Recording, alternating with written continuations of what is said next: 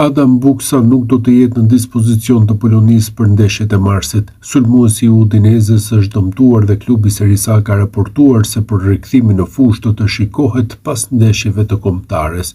Buksa është lojtar stoli të Polonia që humbet tashmë një alternativë ndaj Shqipërisë, luante si titullar krah Lewandowskit në vitin 2021 ndërsa shënonte gol për rezultatin 2-1. Sfida mbyllej me fitoren e polakëve 4-1. Takimi Poloni-Shqipëri po afron, pasi tani qëndron vetëm 10 ditë larg. Sfida në transfert për kuqezin do të vendosë kush shkon në finalen e play-offit për botrorin 2026. Shqipëria do të luajë në mars një nga ndeshjet më të rëndësishme në histori, duke qenë se përballë do të ketë Poloni në kuadër të play-offit të Kupës së Botës. Polonia është një kundërshtar të cilin Shqipëria e njeh mirë, duke qenë se ka luajtur në kualifikueset e Europianit të shkuar, duke u mundur fillimisht në Varshavë, më pas ka fituar në Tiranë duke bindur për të vulosur kualifikimin. Dy ndeshjet ndaj Polonisë kishin dy rezultate krejtësisht të ndryshme dhe mbi të gjitha dy qasje taktike dhe formacione që prodhuan histori të kundërta. Shqipëria u paraqit fillimisht me skemën 4-1-4-1, teksa ishte dhe debutimi Silvinjos dhe njëkohësisht ishte një nga ndeshjet që dha sinjalin se Shqipëria po krijonte një skuadër pretendente pavarësisht të rezultatit. Ndeshja e parë. Në ndeshjen e humbur, Shqipëria u rreshtua me Strakoshën në portë, në mbrojtje Hysaj, Kumbulla, Mihaj dhe Balliu, përpara tyre Ramadani si mesfushori vetëm shkatrues, katërshja Uzuni, Aslani, Gjasula dhe Asani pas sulmuesit të vetëm Cikaleshi. Shqipëria tentoi të luante, tentoi të befasonte, por nuk arriti të gjente golin e barazimit apo edhe të avantazhit kur rezultati ishte 0-0, duke nisur edicionin kualifikues me një humbje, por me shumë shpresa. Pak muaj më vonë kuqezin u përballën sërish me skuadrën polake duke marrë një fitore historike.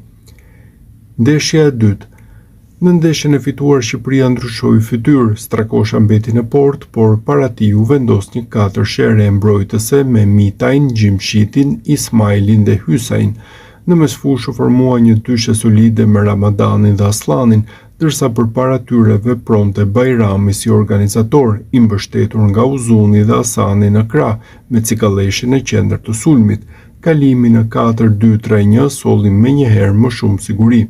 Dy mesfushorë para mbrojtjes do të thoshte më pak hapësira për kundërshtarin dhe më shumë kontroll të zonës para portës.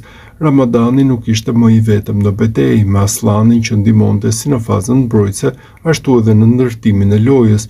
Prania Bajramit si dhjetësh klasik ndryshoi dinamikën e sulmit. Shqipëria kishte një pikë referimi kreative mes linjave, një lojtar që merrte topin dhe kërkonte pasimin vertikal.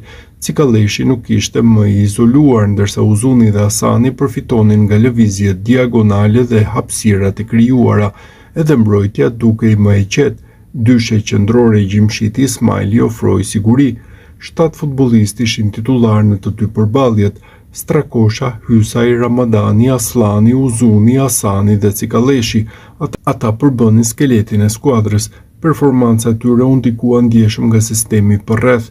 Në ndeshjen e humbur luajtën Kumbulla, Mihaj, Balliu dhe Gjasula, ndërsa në fitore titullar ishin Mitaj, Gjimshiti, Ismaili dhe Bajrami. Ndryshimi i dyshes qendrore në mbrojtje solli më shumë qëndrueshmëri. Mitaj në krahun e majt ofroi energji dhe balans mes mbrojtjes dhe daljes përpara. Dy ndeshje ndaj të njëjtit kundërshtar treguan qartë se struktura taktike mund të ndryshojë ndeshjen. Play-offi. Shqipëria do të luajë ndeshjen e tretë me polakët dhe ndoshta kjo është më e rëndësishmja në periudhën që Silvinjo ka drejtuar kuqezinë. Kjo ndaj Polonisë është ndeshje teke dhe asnjë gabim nuk mund të korrigjohet, pasi çdo gabim mund të përkthehet në eliminim nga mundësia për të kaluar në botror. Silvinjo ka ndryshuar shpeshherë skemat e Shqipërisë dhe këtë radhë ndryshimi duhet të vendosë historinë.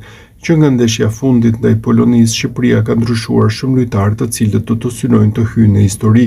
Natyrisht ndeshja marsit pritet të jetë shumë më e vështirë se kualifikueset edhe për vetë faktin se kuqezint nuk kanë eksperiencë në një gjysmëfinale të tillë, si edhe fakti që do të luajnë përballë mira ultrasve polak mund ta bëjë më të vështirë. Nga ana tjetër, presioni do të jetë mbi polakët pasi ata janë para tifozëve të tyre dhe vinë si favorit në këtë sfidë, prandaj Shqipëria mund ta përdorë këtë presion në të mirën e vet.